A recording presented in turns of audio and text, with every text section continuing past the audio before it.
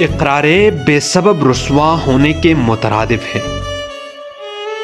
عبادت نیکیوں کا ذریعہ ہوتی ہے، خود نیکی نہیں۔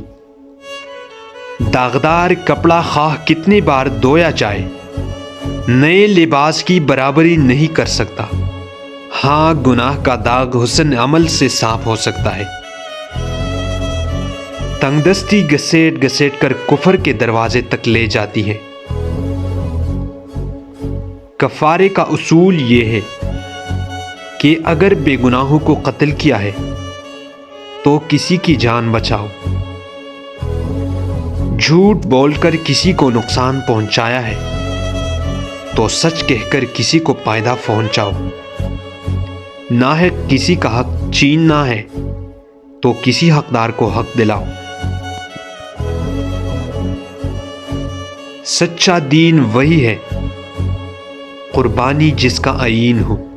انسانوں میں افضل وہ ہے جس کے دل میں شہادت کی تڑپ ہو۔ نوکر، عورت اور اولاد قسمت ہی سے اچھے ملتے ہیں۔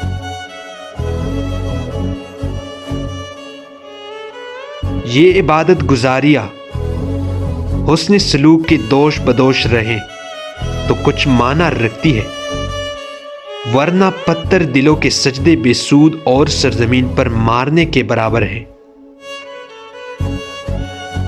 بدخو عورتوں سے جھگڑا کرنے کی نسبت سانپوں سے کھیلنا کم خطرناک ہے۔ زبانی جمع خرچ سے جب انسان تسلی نہیں پاتا تو عبادت لفظی سے خدا کیوں کر مطمئن ہو سکتا ہے؟ بڑھاپے میں ماں باپ جوان اولاد کے پاس بیٹھنے میں خوشی محسوس کرتے ہیں۔